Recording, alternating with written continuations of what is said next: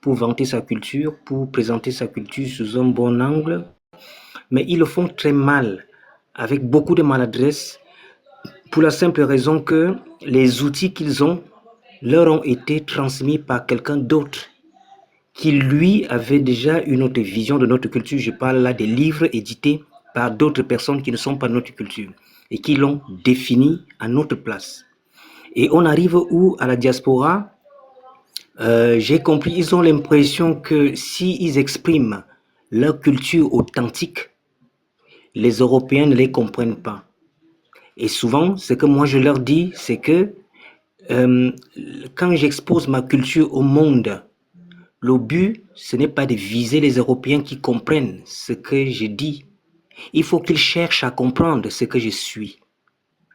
Parce que à force de courir derrière les autres pour qu'ils comprennent, avec leurs termes, leur paradigme à eux, on finit par se dénaturer et on présente notre culture de manière biaisée.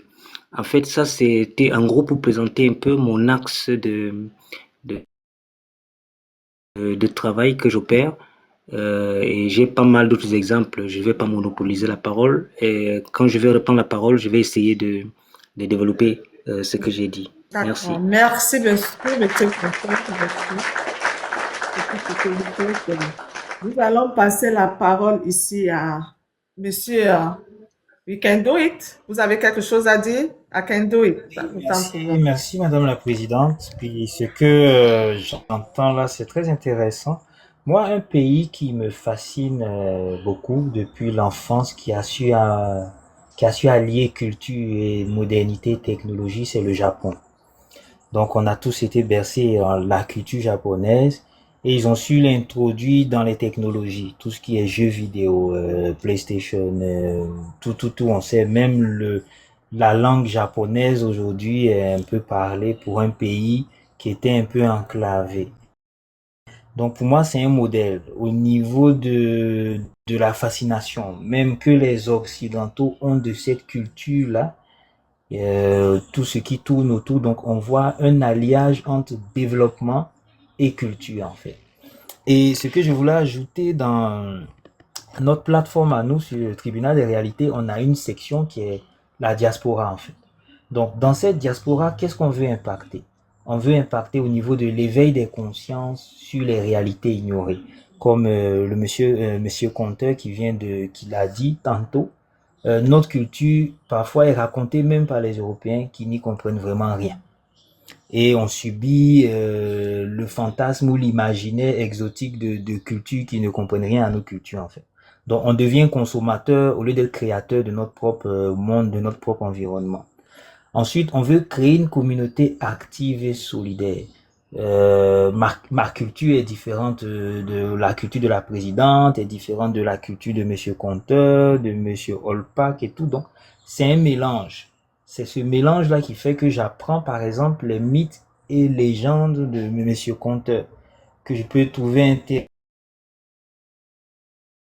intéressant, que lui aussi il apprend les mythes et légendes de chez moi. Donc si vous voyez, même la culture américaine, tout ce qui est du niveau du cinéma, quand on parle de Marvel, quand on parle de tous ces films qu'on a vus, de Iron Man et tout ça, c'est dans l'univers culturel occidental.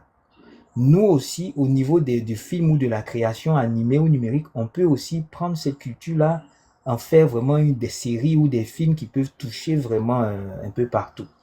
Aussi, on a une section pour pouvoir aider chacun à se reconstruire au niveau culturel par les liens.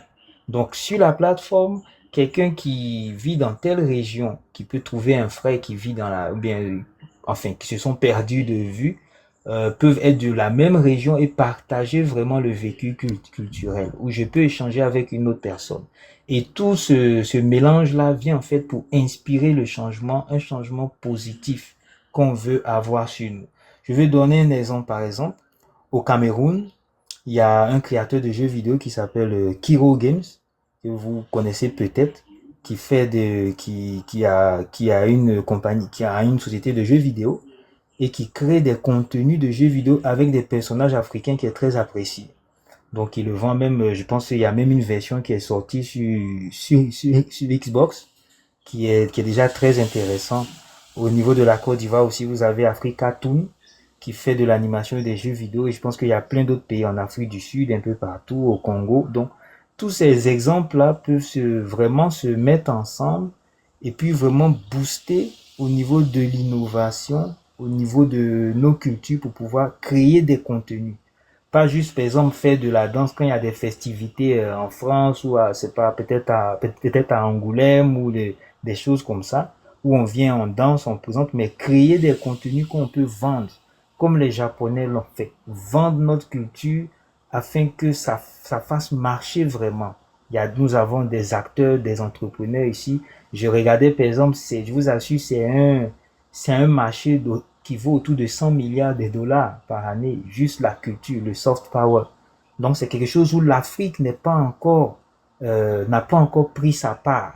Et même le danger qu'on a, c'est que les grosses compagnies comme Hollywood et tout cherchent parfois à s'approprier ces contenus. Quand vous voyez le film Black Panther, c'est basé vraiment sur des choses africaines.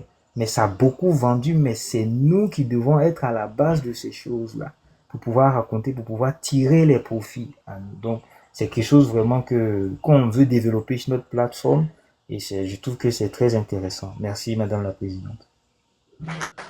Merci beaucoup. Nous avons comme d'habitude notre frère qui nous rejoint tout le temps. Monsieur Dissou, lui, il est de Haïti. Est-ce que vous avez quelque chose à dire concernant ce sujet?